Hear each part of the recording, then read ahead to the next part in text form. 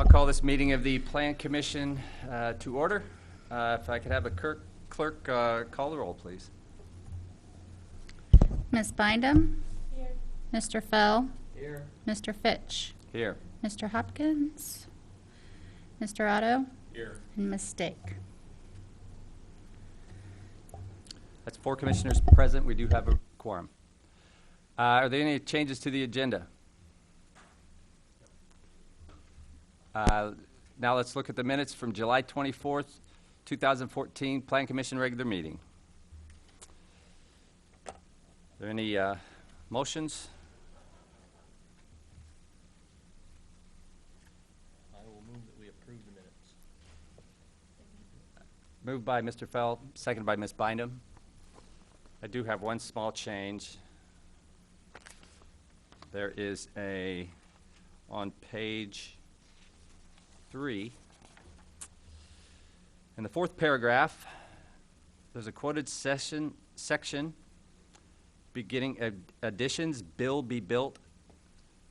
I think that's probably supposed to be will be built. So we'll be considering the minutes as amended. And we'll do that by a voice vote. All in favor of approving the minutes? Aye. Those opposed? The minutes are approved. I do want to mention that we have a communication here from city staff regarding a Plan Commission conference in Evanston on October 1st through the 3rd. And I do believe that the city is encouraging those who can to attend on the 1st. Is that correct? That's correct. And there will be 2 sessions in the morning that day and 2 sessions in the evening. And so if you're interested, please contact city staff. Yes. We have no continued public hearings or old business. We do have some new public hearings. And so at this time, I will open plan case number 2239 M14, request by the zoning administrator to adjust the boundaries of the Boneyard Creek District based on recently adopted Federal Emergency Management Agency flood maps. Mr. Garcia, I will just briefly, this is a public hearing, so the procedures are that I open the case, staff presents a summary of the case. If there's a petitioner, they can outline their request and present evidence.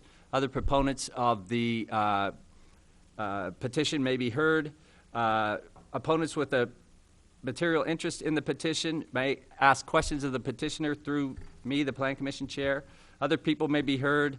Staff may make additional comments. Petitioner may offer rebuttal if it's necessary. Then summarize the case, and the Plan Commission will then close the public hearing and discuss the case and possibly vote on the case. So, Mr. Garcia. All right, thank you very much. So this case is a request by the Urbana Zoning Administrator to adjust the boundaries of the Boneyard Creek Overlay District by adding 21 parcels and removing 50 parcels from the district. Now, the Boneyard Creek Overlay District was originally adopted in 1979 as a recommendation to come out of the Boneyard Creek Master Plan of 1978, and it has not been, the boundaries have not been amended since that time. The overlay district is comprised of all properties that are either wholly or partially within the Boneyard Creek's 100-year floodplain. And just as a refresher, the term 100-year floodplain means an area that's expected to be flooded during a storm that has a 1% or 1 in 100 chance of occurring in a given year. Now properties that fall within the boundary are subject to some additional land use regulations, but also some bonus provisions, which I'll get to later. And you can read all about those in section 13-4 of your Urbana zoning ordinance. Now, really, this overlay district was adopted to ensure that any development that occurs near the Boneyard Creek or the floodplain doesn't adversely affect neighboring properties. Now, since the early 1960s, there have been quite a few successful efforts to reduce flooding along the Boneyard Creek in both Urbana and in Champaign. But until recently, the most up-to-date flood maps of the Boneyard Creek were from the early 1980s. In 2013, we finally got these 30-plus, or the new flood maps that were to adjust the flood maps from 30-plus years ago. And the flood insurance maps are used to determine areas that are susceptible to flooding, and they add additional regulations per FEMA, such as raising your buildings, flood-proofing buildings, and not allowing basements in the areas that are susceptible to flooding. And for our purposes, we also use those flood maps to delineate the area of the Boneyard Creek.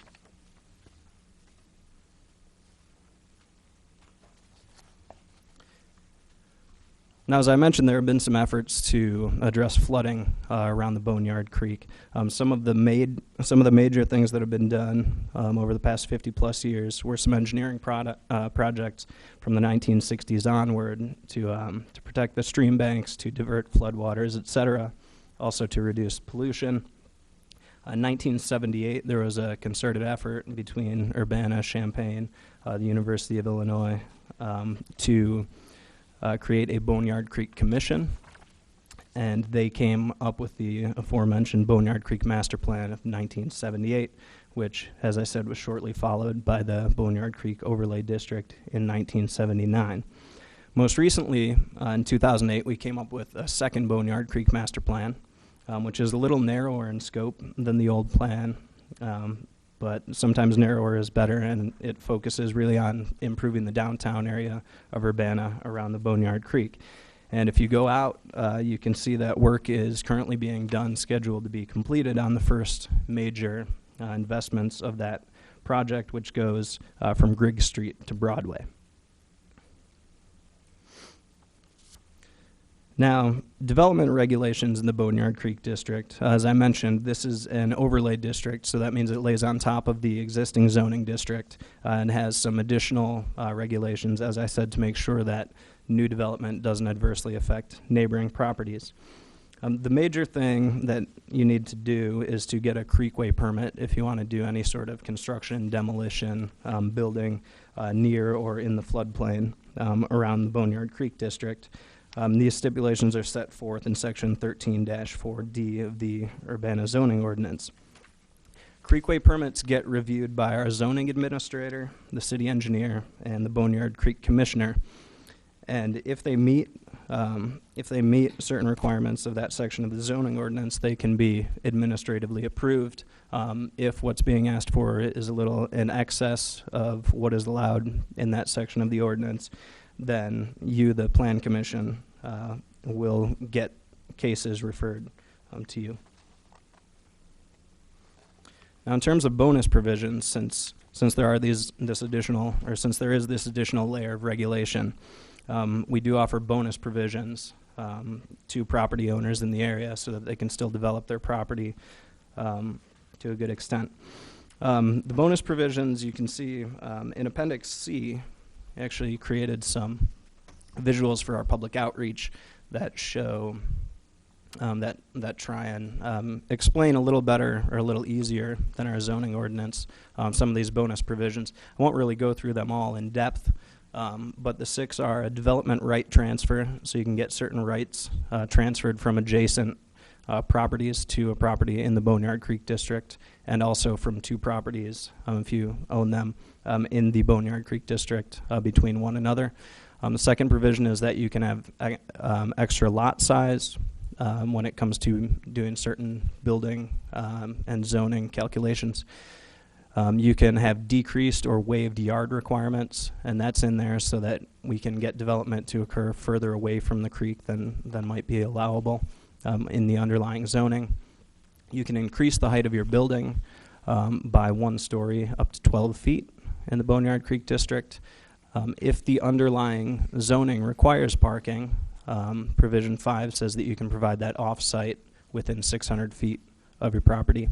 And then the final one is mixed uses, and what that says is we allow residential uses in any zoning district within the Boneyard Creek Overlay District, and we also allow mixing of uses, so commercial plus residential, all within one building in the district. Now, the proposed changes to the district, which you can see in Exhibit B of your packet. And let me just get to that here real quick. The proposed changes to the boundary, you can see them in Exhibit B, but also this was really being proposed because the difference between the 1981 floodplain and the 2013 floodplain is pretty significant.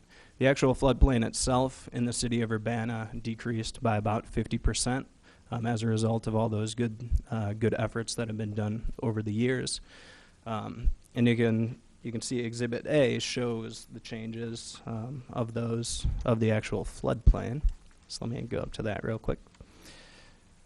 Now the gray areas will be the areas that haven't changed at all. So they were in the old floodplain, they're still in the new floodplain. But the areas in yellow only, or orange only, those are areas that were within the old floodplain that now, because of all these efforts, are not prone to a 100-year flood. And there are very small areas in light blue on the map. You might be able to see it in your packet better than on the screen. But there are very small areas of light blue, which show areas that have shifted and now are in the new floodplain but weren't in the old floodplain. Now back to the actual changes in the district boundary. The way that we created the district boundary was pretty simple. It was also consistent with what had been done previously. We just took the 100-year floodplain and we looked at any property that was touched by the 100-year floodplain, and we said those properties should be within the Boneyard Creek District. A couple slight exceptions, well, not exceptions, but there were a couple of parcels that were really odd shaped, in particular the one all the way on the west side of your map, which is on its campus. It's owned by the University of Illinois, and that is a 144-acre parcel that stretches all the way down to Pennsylvania Avenue. We thought it would be a little silly to have the Boneyard Creek District stretch that far south. So we excluded that. There was also a railroad right-of-way that was a really long, thin stretch that only part of it touched the Boneyard Creek, so we really only included that part of it that was near the Boneyard Creek.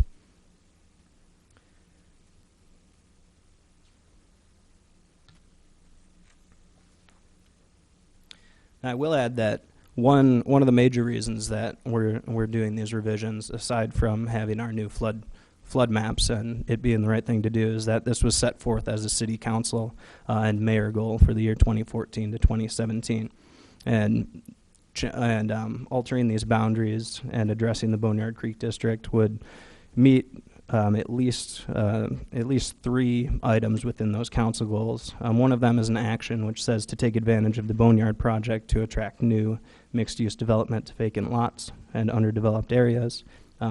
Second one was an objective to continue implementation of the Boneyard Creek Master Plan. And then the third, very explicitly, was an action to alert property owners to recent changes in the flood zone for the Boneyard and Saline Creeks, and to make any necessary modifications to the Boneyard Creek Overlay District. For the comprehensive plan, we feel as staff that adjusting the boundary would meet no fewer than 9 objectives of the plan, but I will, for the sake of brevity, not go through all of those. You can read those in your packet. As I may have mentioned, we did have some public outreach, which goes along with one of those city council and mayor goals that I just mentioned. But public outreach, just trying to let people know what we were doing and explaining really what I'm explaining here tonight. So on August 12th, we had invited 120 property owners, residents, business owners to a meeting at the Urbana Civic Center, and at least 13, looking at the attendance sheet, at least 13 residents or property owners showed up. So that's more than 10% of the amount of people we invited, which is pretty decent for a public meeting. We had 2 City of Urbana officials and 6 staff members in attendance. And as I mentioned at the meeting, we described the proposed changes of the district. We discussed the development regulations and the bonus provisions of the district. And we also made this information to those who couldn't make the meeting for whatever reason. We made it available on a website, which is still up, and we will update as needed. And we also included all of this in a mailing sent to property owners.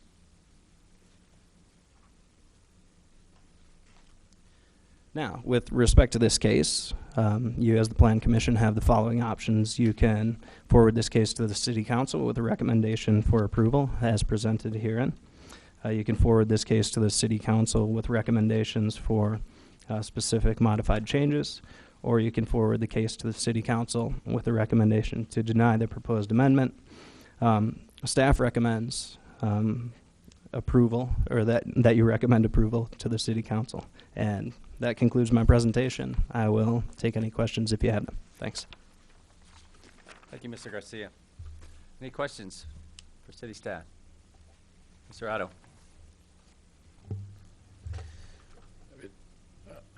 I'm startled. I mean, I've looked at FEMA redoing floodplain maps, and usually they expand rather than shrink. Is all of the shrink in the floodplain essentially from Lincoln Avenue West simply due to the detention ponds? Or has that been infilled over the years to the degree that it used to be? I mean, that's just quite astounding when you look at the last floodplain and the new one. Or how can you give me a nutshell how they do those calculations? Probably not. I think they use some pretty advanced models. So I'm not sure exactly how they do that. I know they look at elevations and they'll look at permeable surfaces and things of that nature, and I imagine they look at detention basins and all that, and then they model everything based on that. Jeff, do you have any insight into? I would say it's mostly due to the upstream additional flood capacity in those detention basins that you mentioned. I don't think there were very many topographic changes within the campus in that area. And I did point out in the memo that actually the area, so I'd say east of, I'd say Broadway, just that area going northeast, there's quite a bit of change in that area too. But I can't really speak to why that area would have shrunk its floodplain by that much. I just find it really startling. Is FEMA immune to political influence? Did the university get a peek at this? I'm not sure. Because it would really affect their ability I can't to speak. build in certain. It's just like, wow. It is pretty startling, though. Okay, I know that the city didn't do that, and we're acting on the FEMA floodplain, but it's very dramatic, and that there's such a clear line there, and then once you sort of get beyond Lincoln, all of a sudden it starts resembling more the historic floodplain, and that affects those properties very much too, which I think is of interest to the city because, there are pretty severe restrictions on what you can do within that floodplain, and it seems like the university and those landowners west of Lincoln have pretty much got free reign. So, okay.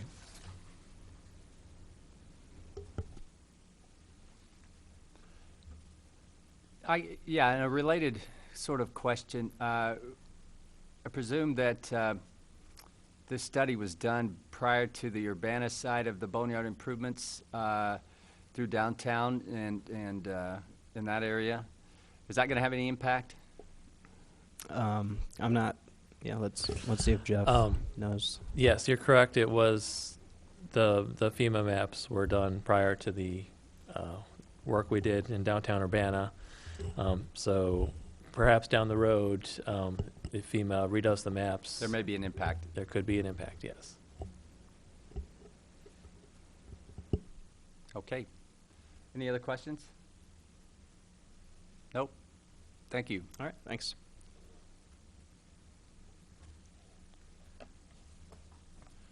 Now, would any member of the audience care to speak on behalf of the petition at this time? Or in opposition to the petition? Please come forward. Yep. And if you could state your name and sign the sheet, that would be great. Well, I don't know if I'm in opposition to the petition in general, but Your name, sir? I'm sorry, Ross McNeil. I'm at 609 West Ross Stoughton. McNeil? Yes. Oh, thank you. And so I'm literally, our lot is touched by the floodplain, but what surprised me the most was when I saw the new maps, I thought, we're totally free of all this because the floodplain moved farther off of our property. So it literally touches the corner of my lot down by Springfield Avenue. And so we were a little surprised to find that we're suddenly being included in this group of houses that have a lot of restrictions. I understand that there's bonuses that go with it, but as owner-occupied single-family residents, these bonuses really are of no particular interest to us. So I find it curious why we've been included when clearly the potential water is moved away from our house, but yet we're being included in this particular plan. So for that purpose, I wanted to state my opposition to being included in this because I don't see any benefit, but I certainly see potential harm from the restrictions. What's your address? Yeah, 609 West Stoughton, Stoughton. with backyard on Springfield. If you look at the yellow used to show on our yard, and now it doesn't. Yeah. So you're just on this Exhibit B here, and you're not going to be able to see what I'm pointing at, but you're in that sort of northwesternmost addition. Yeah, for some reason, they've added 2 lots. They've added us in 607 West Stoughton, or I'm sorry, 611 West Stoughton to the district. And I don't see a particular reason why we've been added to it. I mean, I understand our street sometimes is a little low, but I mean, when the Park District redid Thornburn Center, their parking lot was actually designed with drainage in mind and does a wonderful job of retaining water. And our general area has had no water problems in literally in years. So it's just a little confusing to us why we've been included in the plan. Mr. Engstrom? Yeah, if I could address that. There are some properties that have a similar case as yours that are just barely touched by the floodplain. And basically the reason for the district is to make sure that any development on these properties near the floodplain don't impact the floodplain. So even though you might just have a sliver of the floodplain on your property, it could be possible with a redevelopment for you to regrade or something, which could have an impact. And that's something the city would like to just make sure we're aware of and make sure there are no negative impacts. Right, and I understand that, and I mean, from my perspective, I wouldn't want to do any regrading that would cause water to go towards my house. So I can understand why you guys wouldn't want me doing regrading that would cause water to go towards the boneyard. But the flip side to that is, I mean, I think everybody I don't know how much the zoning board knows, but I think most city staff knows that our 3 houses right there are long-term planned to be part of the Park District at some point anyway. So to me, it's just one more reason not to be included in this particular project, because at some point it's just going to be probably going to be open park space anyway, and the park can do whatever, figure out how to make it so it doesn't compromise the boneyard. Any further questions? Thank you, sir. Thank you. Sir, if you could come forward and state your name and sign the sheet, I would appreciate it.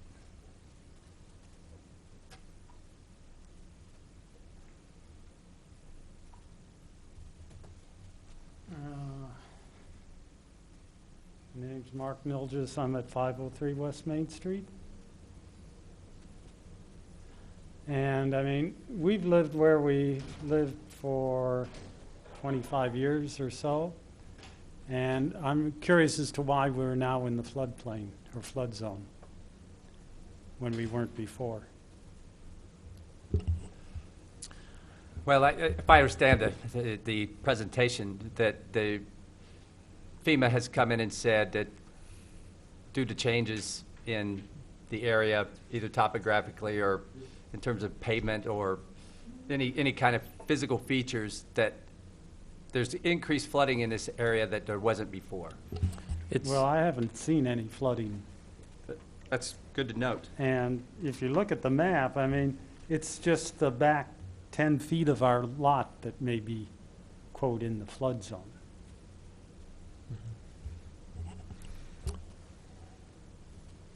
If I could address your question about why the flood zone's expanded, that's probably due to better modeling with software and better data on Better what guessing? the topography is. So I'm trying to just figure out here. What did you say your address was? 503 West Main. 503 West Main. Yeah, I was surprised at that. Okay. And Anybody have any? our backyard slopes down, so, I mean, our house is way up. So it's the same thing with most of the houses there on the south side of Main Street, is that they're all built up pretty high, and their backyards slope down. So, So in your opinion, there really isn't a terrible risk of flooding, and you haven't seen it before? no, it just Yeah. devalues the property, raises insurance. I don't see any benefit.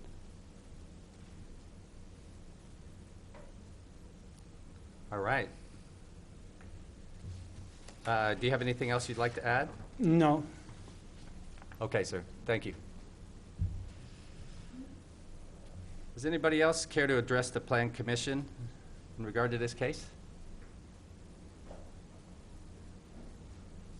Hello, sir.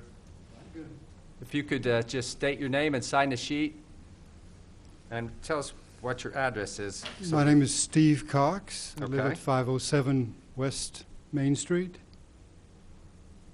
And my concern is similar to Mr. Mark, the previous speaker, is only a small portion of our backyard isn't in fact in the floodplain. We had our lot surveyed by BAC back in 2004, and they established that the house itself and most of the backyard were above the floodplain level. And so and at that point in time, in 2003, we were required by our mortgage company to purchase flood insurance. And due to the survey that BAC provided and the information going back to our insurance company, they refunded our flood insurance. So my concern is that we be forced into paying insurance when we shouldn't be paying insurance as regards the previous survey. I can address that. Mr. Engstrom? This Boneyard Creek District is just a zoning overlay district. It doesn't have anything to do with the actual FEMA flood insurance requirements. Those only apply if the actual floodplain touches your house, from what I understand, or if you build into the floodplain. So anything with the overlay district would add the layer of regulation if you're building new or expanding, but this action will not affect your flood insurance requirements or lack thereof. Okay. Well, as long as I'm protected from incurring an expense that I shouldn't be bearing, then I'm all right. But also, I'm wondering what the bonuses are. There's something about a bonus if your property. Yes, I saw you came in a little bit after we started, and Mr. Garcia, if you could just run through those again. I think, honestly, that a lot of these are more favorable to sort of complete redevelopment or commercial development or great expansion of your property or something like that, but we'll let Mr. Garcia run through those again. Yeah. Was there one in particular you were concerned with, or? Well, I know there was this bonus indicating that if from the back property line to the creek, the middle of the creek, was there's a property behind us that I'm not sure what what that bonus benefit is. Yeah, so it's in terms of, for building calculations, we could take from the edge of your property line to the middle of the Boneyard Creek. We could take that into account just doing calculations that are based on the underlying zoning. So if you were allowed to, so say your property was 500 square feet, and there was another 100 square feet going out to the center of the Boneyard, that would be a small property, now that I'm thinking of it, but let's just say that would be the case. Yeah, So then that would be, that's 20% larger than your lot actually is. So in terms of saying how big of a building you could build, you might not be able to build 20% larger, but that 20% larger area would go into the calculations that say how big your housing footprint could be. But I kind of generally estimate that the center of Boneyard Creek is well beyond the rental property that's behind us, and Stoughton Street, which is beyond it. You're saying that would be allowed? We'd have to look at it, and the way that, so these bonus provisions were put into place back in 1978 when they first developed 79 when they first developed the district. And to be frank, we as staff have found some issues with interpreting how those bonus provisions would work.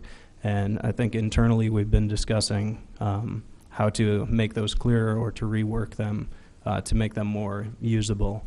Because over the years, hardly anybody has really used the bonus provisions. So a rework of that might be necessary. Well, I'm not intent on doing anything other than leaving the house like it is and maintaining the backyard in very pristine condition. Thank you very much. Okay, anything further? Any question? Nope. Thank you, sir. You're welcome. All right, anybody else care to address us on this issue? No? All right. That being said, I'll close the public hearing and we'll do some discussion and we may vote on it. Any thoughts, comments, concerns? I've Mr. got Otto. a question of clarification for staff. So, FEMA has restrictions on what can be built within the floodplain. So FEMA is not concerned as long as the building doesn't touch the floodplain. So even if a corner of the property is in the floodplain, as long as your building doesn't touch the floodplain, FEMA's out of it.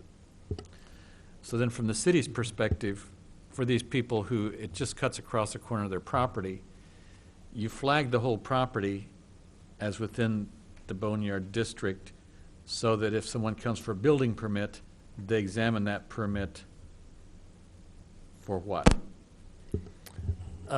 Mostly just for grading to make sure there's no additional drainage into the floodplain area. So in these circumstances where you come in and ask for a building permit and you show you're not changing the topography back in that area within FEMA, the administrator, without having a whole hearing, could simply approve that building permit Yes, without taking it to a public hearing. correct. So in that case, in the case of the three individuals who've spoken here,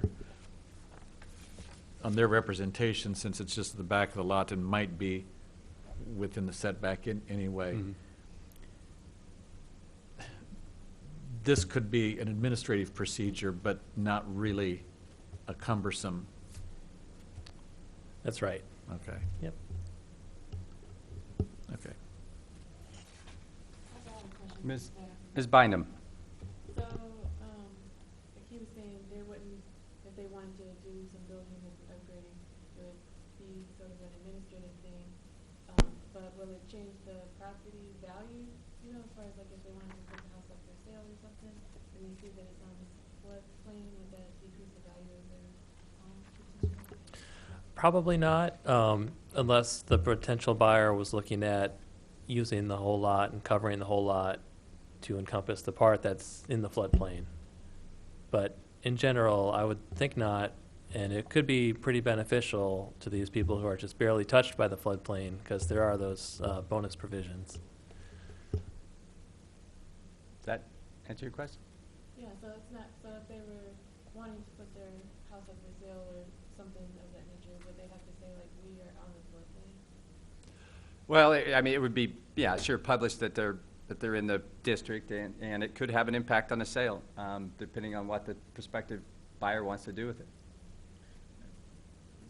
My experience in real estate is that the lenders want to know if the building's in the floodplain, if there's a question about the building, not the property, because a lot of people in the rural areas, for example, they want to be close to the river, but their house is not. So they can do what Mr. Davis did and have a surveyor establish the height.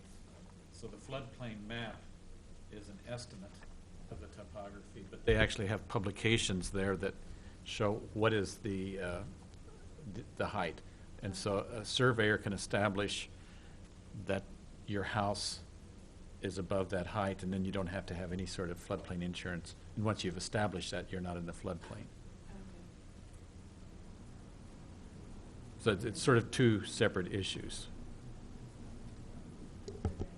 But I mean, I think your question was, is it going to affect their housing values? And it could. I mean, you don't know. I was looking for my zoning map. I don't have it with me. Are all of these addition properties residential, or are they primarily residential? Looks like most of them. Yes, they're primarily residential, yes.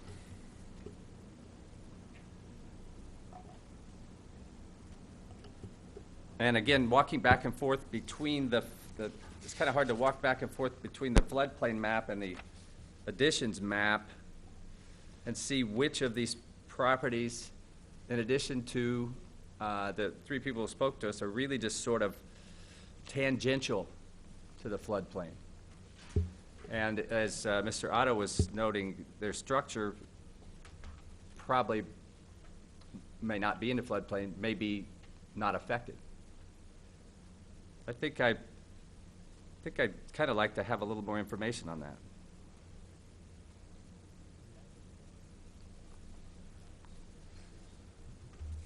I mean, it's just kind of hard to go, to go back and forth and see.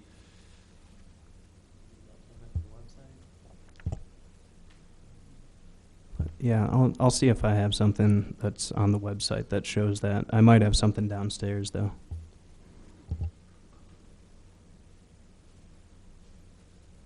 Because it seems like, at least from my understanding of the houses that are kind of tangential or can put into the floodplain so that, in a way of like flagging those properties so that they can be looked at in more detail, and like if their property owner was wanting to do something, is there a better way to flag that property instead of putting it on the floodplain?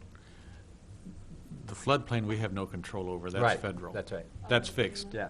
Mm-hmm. Yeah, Mm-hmm. and if you look at the actual FEMA maps that are different than this, they have foot by foot what the grade is as it goes downstream.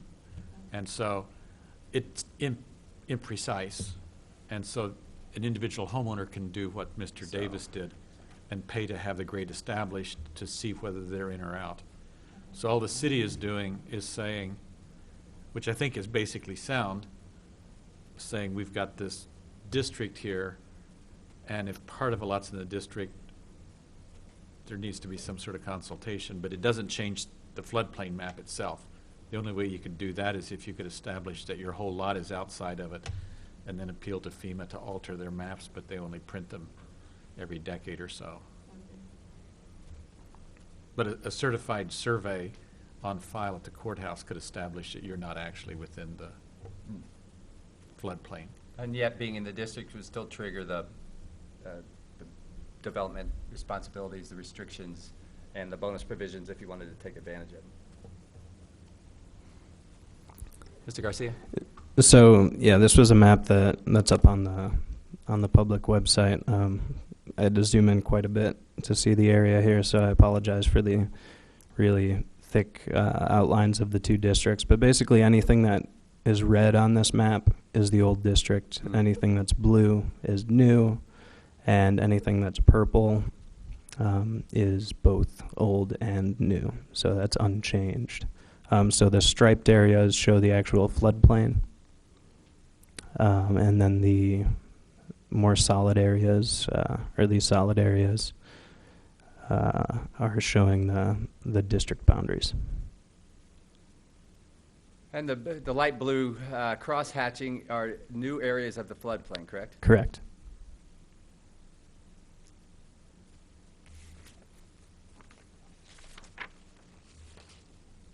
Yeah. I don't see much blue in the extension areas, to be frank.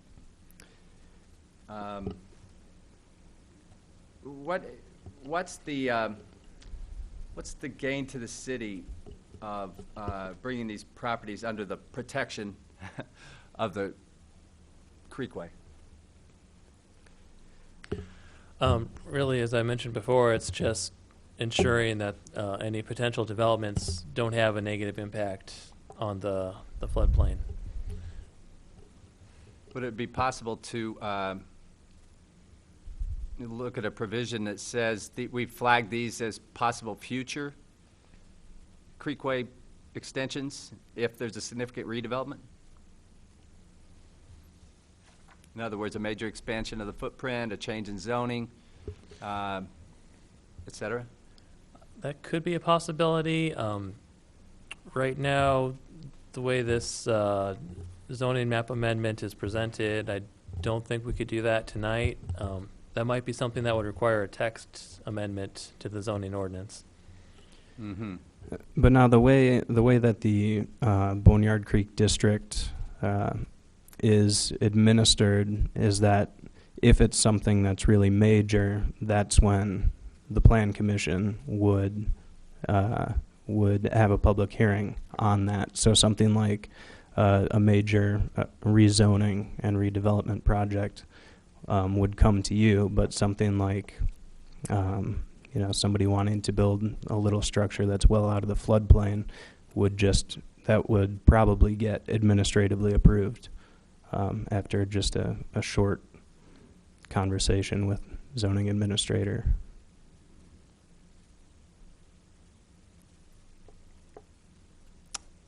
Okay, any further questions? Mr. Otto? I don't have any questions. I mean, I have a comment.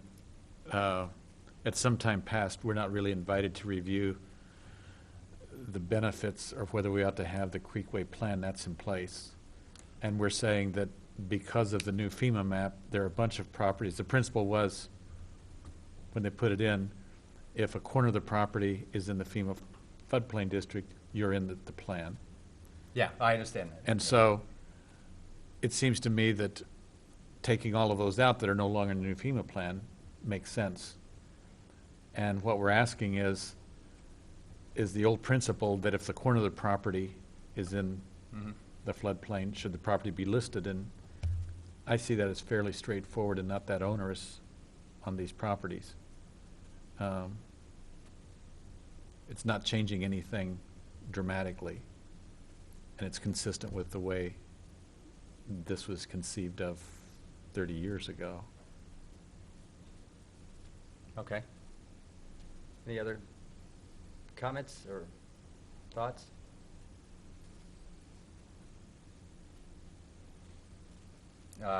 Okay. Do you want to, is anybody prepared to make a motion on this? I move that where are the options? I move that we forward plan case 2239-M-14 to the City Council with recommendation for approval, as presented herein. Can I get a second? Moved by Mr. Otto, seconded by Mr. Fell. Clerk, could we please have a roll call?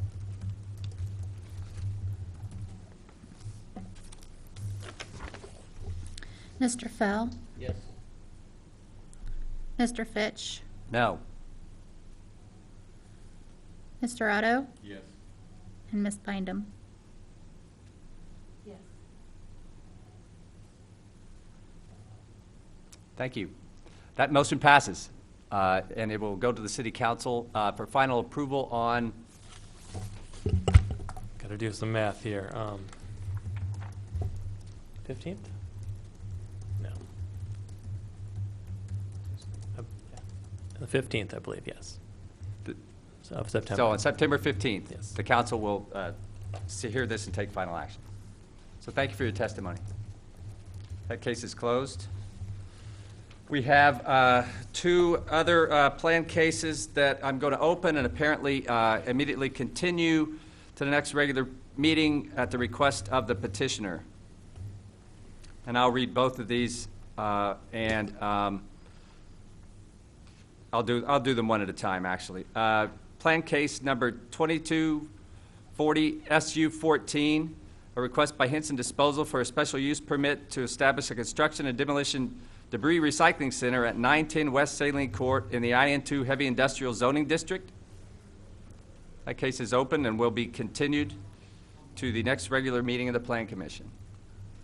The next case is Plan Case Number 2241 SU14, a request by Southwind RAS LLC for a modification of an approved special use permit for a recycling center at 910 and 1000 West Saline Court in the IN2 Heavy Industrial Zoning District.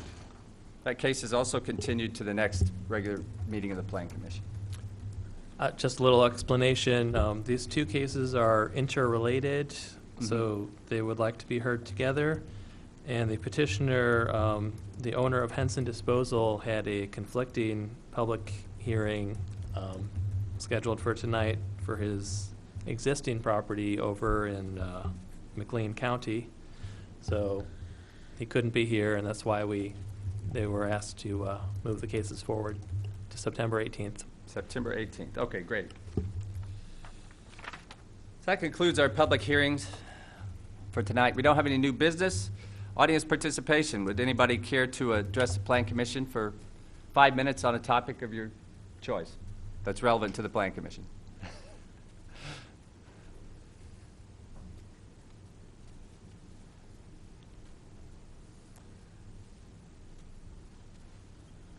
Hello, Ms. Bukusic. If you would state your name and sign the paper, I'd appreciate it.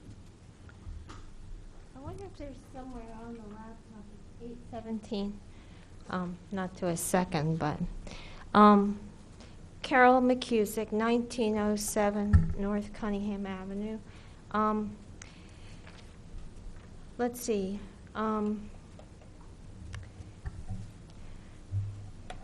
well, with the, I'm just thinking about the way that staff facilitate cases, and bylaw amendment, for example, not being a case, maybe like how the zoning ordinance was published, or some administrative rules you have, they might not be cases, fit into a case category. So one thing is when a case is opened,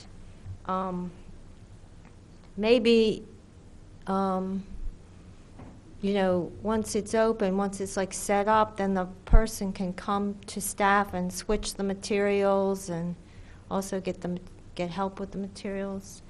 So I was seeing that as an advantage. It's kind of there's an official but these cases that were open tonight, we don't have the materials.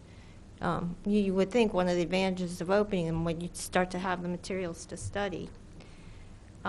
So there's that, and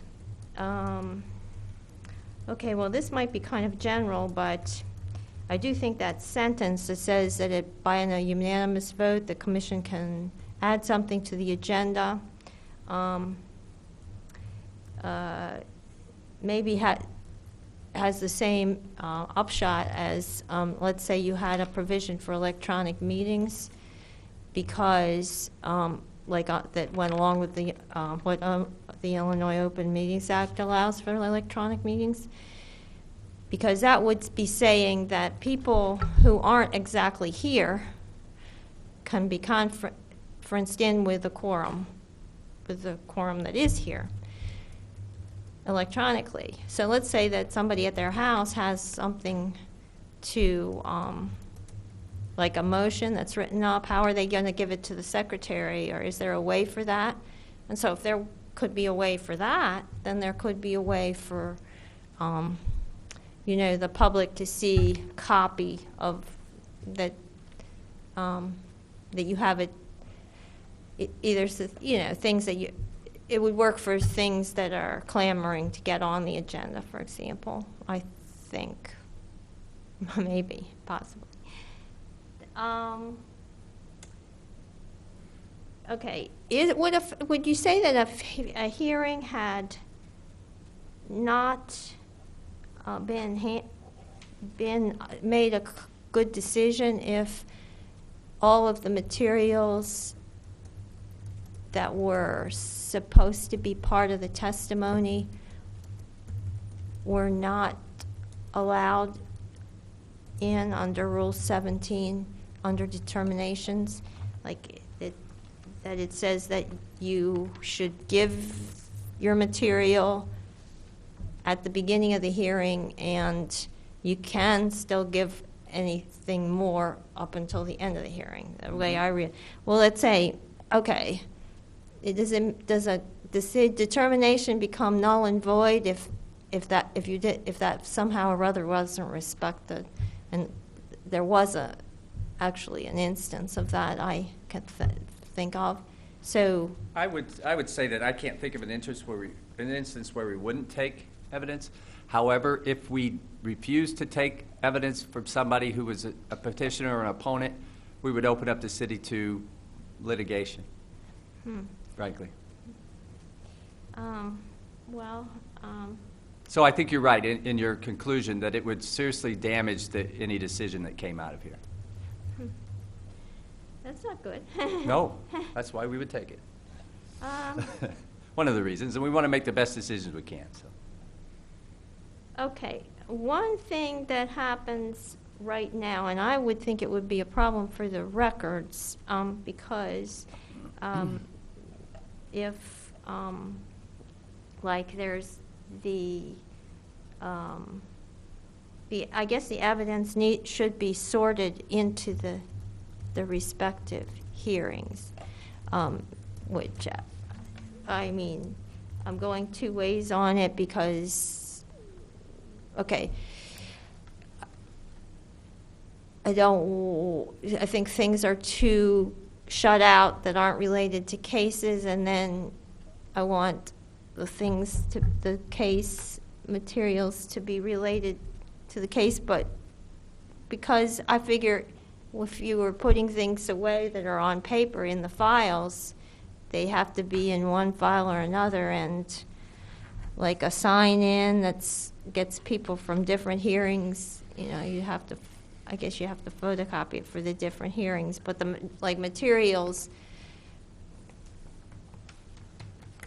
I think the way that we generally do it is, as you've seen, we get a packet and the item, and it will contain any city staff's analysis, and then it may contain pictures, maps. It may contain other materials presented by the petitioner, including their original application, or different things. So I think the intention is to try to put all of that evidence into the memorandum as an attachment to the memorandum. Now, the one place where it becomes difficult is if we get late correspondence from constituents. And then we read that into the record. I think you're right. We should probably begin to put that on the table and make that something that people could pick up when they pick up the packet. But due to timing, sometimes we get stuff, too late to collate into the packet. But the intention is to put all the other stuff into one place. And do people know what hearing it goes with when they come up to the materials table? I don't know. That's a good question. Okay.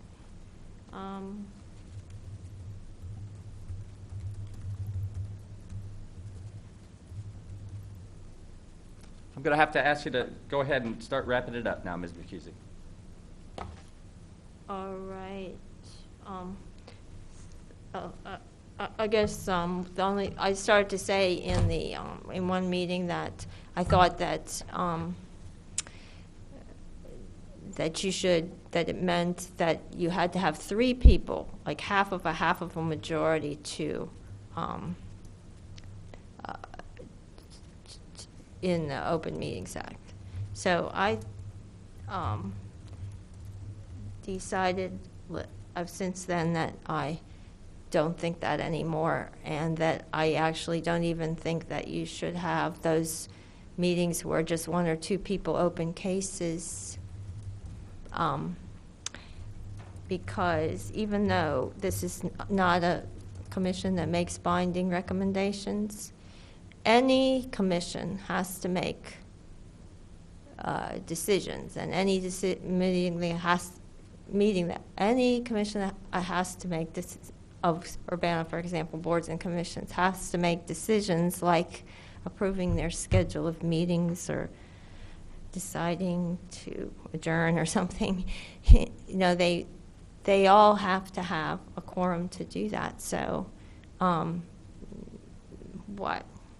Yeah, you're correct. We cannot make a decision without a quorum. We can open cases and they can be discussed. I don't think you can have the meetings that you have where you have 1 or 2 people.